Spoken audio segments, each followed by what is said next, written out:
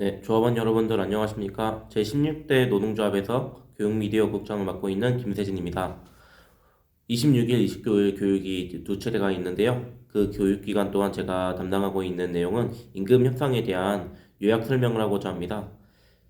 조합원 여러분들께서 궁금하신 내용에 대해서 짧게 요약을 해가지고 제가 설명을 드리려고 하고 있고요.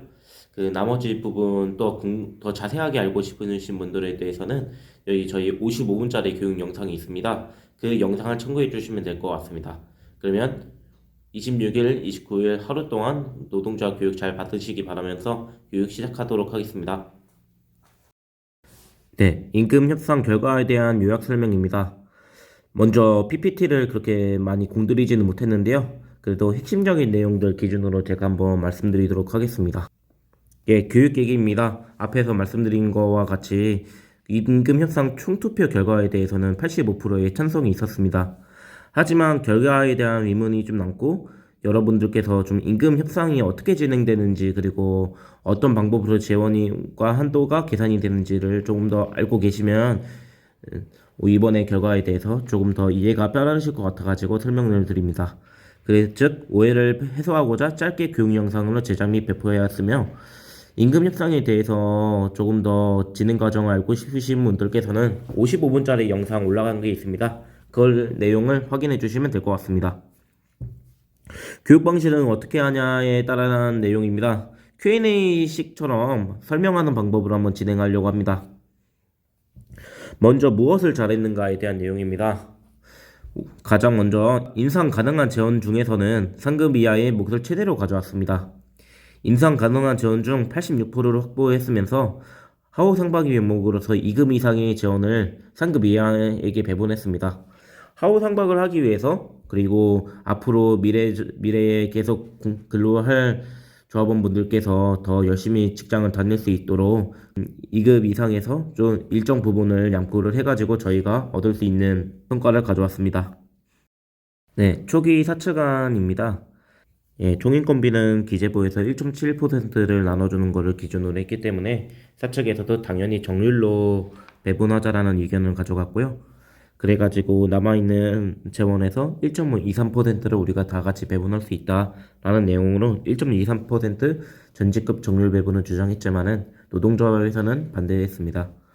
노동조합에서는 3급 이하의 잦은 퇴사율과 근무에 대한 동력이 너무 약하기 때문에 상급 이하에 조금 더 배분을 해야 된다라는 내용을 가지고 더 받을 수 있도록 노력을 했고요. 그 결과 2급은 0.13%를 마이너스를 받으셨고요.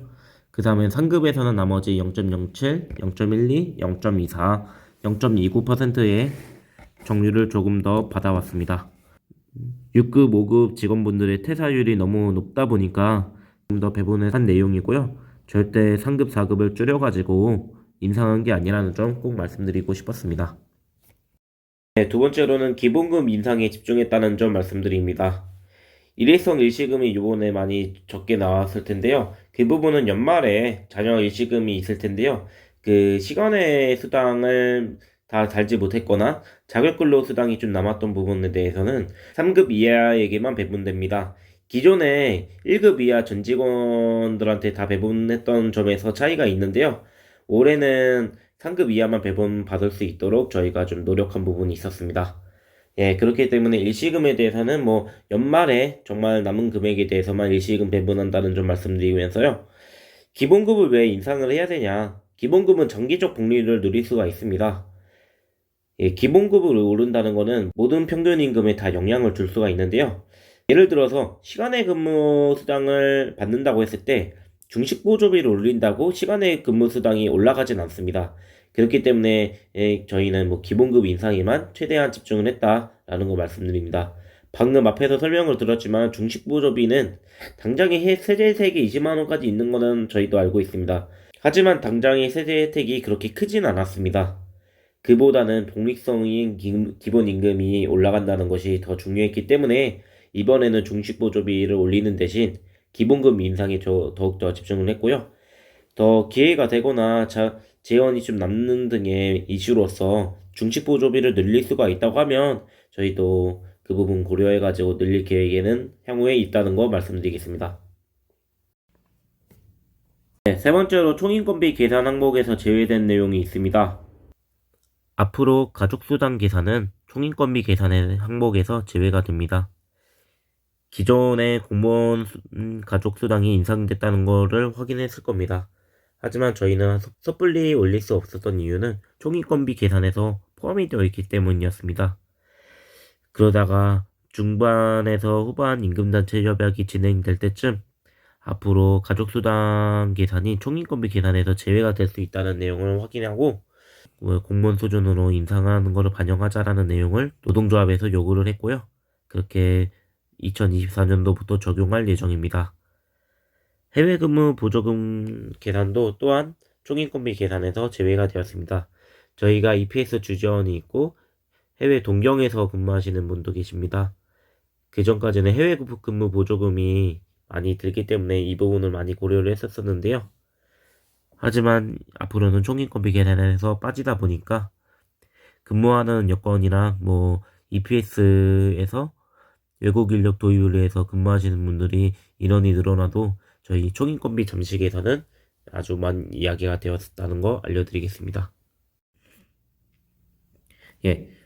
그리고 마지막으로 임금 단체 협약 알아가기라고 제가 내용을 정했는데요.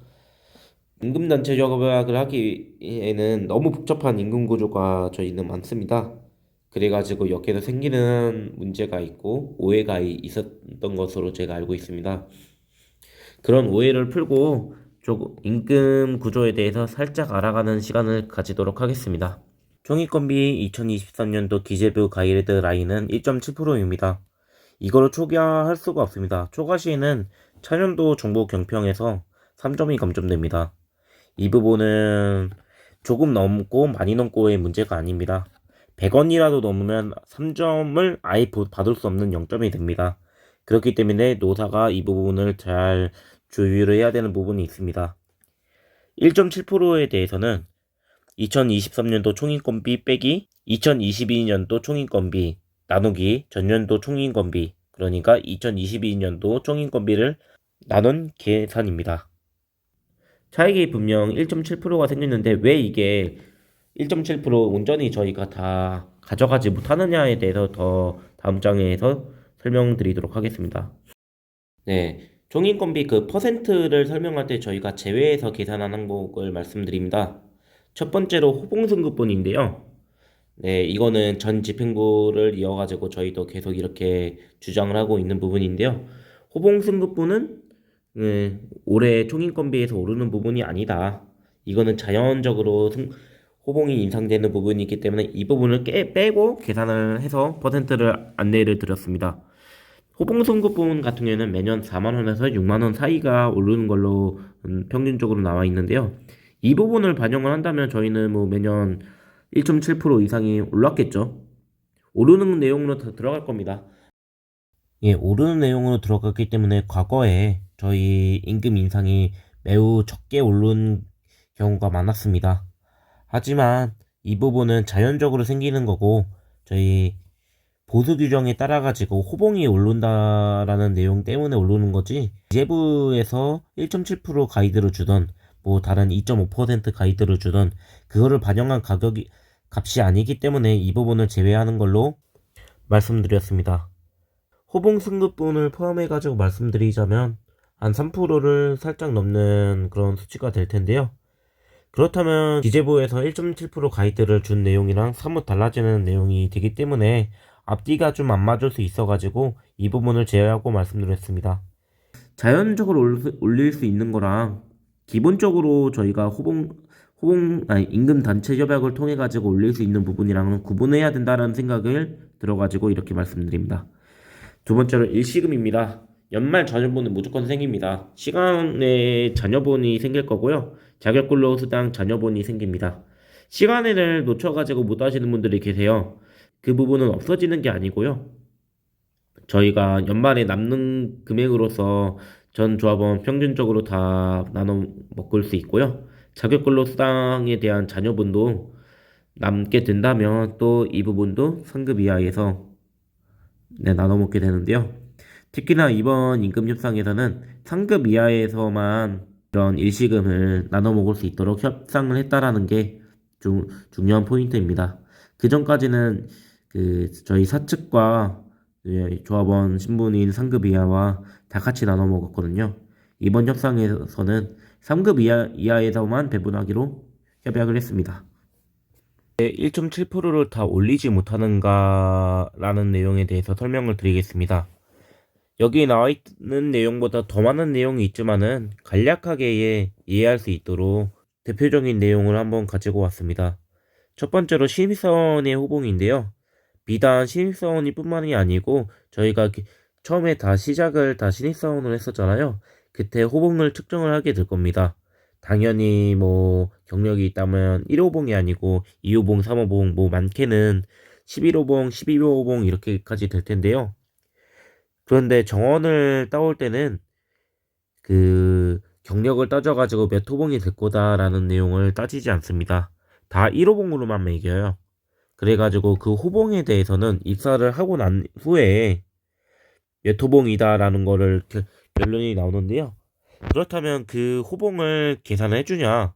계산은 안 해줍니다. 1호봉 이외의 경력에 대해서는 저희 1.7% 등 임금에서 좀 까먹게 되는 부분이 생기게 됩니다. 그런 부분은 반영이 되고요.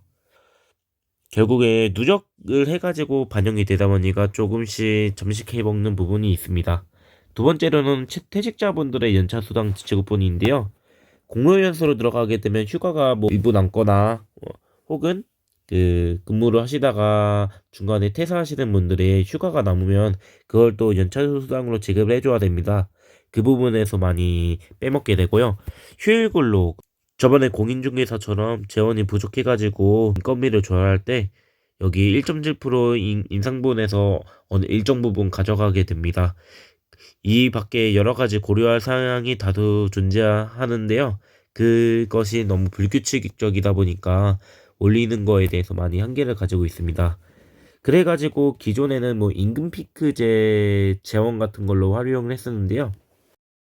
임금 피크제가 21년도에 체결된 이후로 22년도, 23년도에는 임금 피크제 재원이 없어졌다가 올해는 1년차, 2년차까지 아예 없다 보니까 조금 이 부분에 대해서 계산하기가 많이 어려웠습니다. 기존까지는 이런 앞부분에 대한 내용을 임금 피크제 자원으로 어느 정도 메꿔가지고 올린 부분이 있었는데요. 뭐 비단 임금 피크제의 문제가 아니고 다른 여타의 수당 문제들도 있어가지고 이런 플러스 되는 요인, 마이너스 되는 요인이 다소 많다는 점 말씀드립니다. 네, 이상으로 제가 교육하는 부분은 다 끝났고요. 앞으로도 이런 교육에 대해서 조금 더 신경 써가지고 교육을 진행을 하고자 합니다. 남아있는 저희 시간 있잖아요. 8시간 정도 오늘 하루 동안 사용하시게 될 텐데, 뒤에서 설명을 하겠지만은, 저희 노동 관련된 영화를 보시거나, 노동에 대한 뭐 자료 같은 걸 검색하는 시간으로, 시간을 가질 수 있을 겁니다. 그렇게 해가지고, 오늘 하루 잘 마무리해 주시면 감사하겠습니다. 네. 들어주셔서 감사합니다.